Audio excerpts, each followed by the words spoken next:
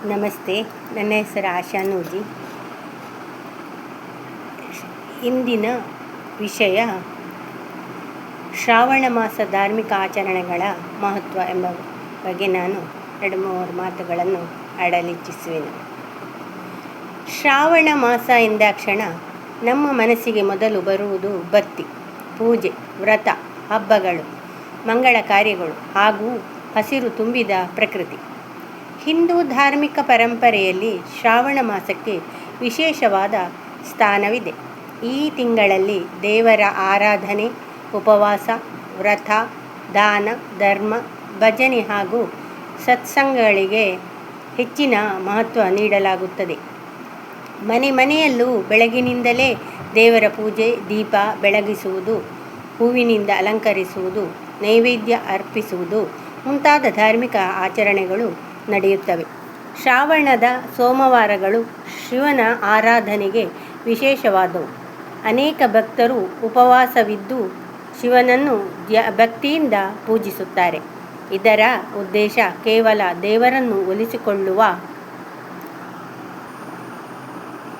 ಮಾತ್ರವಲ್ಲ, ನಮ್ಮ ಮನಸ್ಸನ್ನು ಶಾಂತವಾಗಿಟ್ಟುಕೊಳ್ಳುವುದು, ನಿಯಮ ಮತ್ತು ಸಂಯಮವನ್ನು ಬೆಳೆಸಿಕೊಳ್ಳುವುದು ಆಗಿದೆ.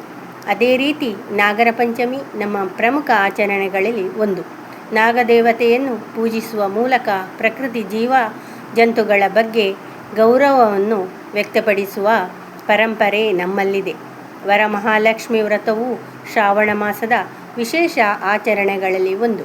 ಮಹಿಳೆಯರು ಭಕ್ತಿಯಿಂದ ಲಕ್ಷ್ಮೀದೇವಿಯನ್ನು ಪೂಜಿಸಿ ಕುಟುಂಬದ ಸುಖ, ಶಾಂತಿ ಮತ್ತು ಸಮೃದ್ಧಿಗಾಗಿ ಪ್ರಾರ್ಥಿಸುತ್ತಾರೆ. ಈ ಸಂದರ್ಭದಲ್ಲಿ ಬಂಧು ಬಳಗದವರು ಒಂದೆಡೆ ಸೇರಿ ಹಬ್ಬವನ್ನು ಆಚರಿಸುವುದರಿಂದ ಕುಟುಂಬದ ಬಾಂಧವ್ಯವೂ ಗಟ್ಟಿಯಾಗುತ್ತದೆ. ಶ್ರಾವಣ ಮಾಸದಲ್ಲಿ ಆಚರಿಸುವ ಪ್ರತಿಯೊಂದು ಹಬ್ಬದ ಹಿಂದೆಯೂ ಒಂದೊಂದು ಅರ್ಥವಿದೆ. ನಮ್ಮ ಹಿರಿಯರು ಆಚರಣೆಗಳ ಮೂಲಕ ನಮಗೆ ಜೀವನದ ಮೌಲ್ಯಗಳನ್ನು ಕಲಿಸಿಕೊಟ್ಟಿದ್ದಾರೆ. ಭಕ್ತಿ ನಮಗೆ ವಿನಯವನ್ನು ಕಲಿಸುತ್ತದೆ. ವ್ರತ ನಮಗೆ ಸಂಯಮವನ್ನು ಕಲಿಸುತ್ತದೆ.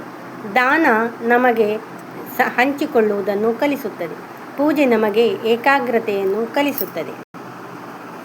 ಹಬ್ಬಗಳು ಕುಟುಂಬವನ್ನು ಒಗ್ಗೂಡಿಸುತ್ತವೆ. ಇಂದಿನ ಆಧುನಿಕ ಜೀವನದಲ್ಲಿ ನಾವು ಸಾಕಷ್ಟು ಬದಲಾಗಿದ್ದೇವೆ. ಸಮಯದ ಅಭಾವ, ತಂತ್ರಜ್ಞಾನದ ಬಳಕೆ, ಬದಲಾಗುತ್ತಿರುವ ಜೀವನ ಶೈಲಿ ಇವೆಲ್ಲದರ ನಡುವೆ ಕೆಲವು ಸಂಪ್ರದಾಯಗಳು ನಿಧಾನವಾಗಿ ಮರೆಯಾಗುತ್ತಿರುವುದನ್ನು ಕಾಣಬಹುದು. ಆದರೆ ಆಚರಣೆಗಳನ್ನು ಅಂದವಾಗಿ ಅನುಸರಿಸುವುದಕ್ಕಿಂತ ಅವುಗಳ ಹಿಂದಿರುವ ಉತ್ತಮ ಮೌಲ್ಯಗಳನ್ನು ಅರ್ಥ ಮಾಡಿಕೊಂಡು ಮುಂದಿನ ಪೀಳಿಗೆಗೆ ಪರಿಚಯಿಸುವುದು ನಮ್ಮ ಜವಾಬ್ದಾರಿ.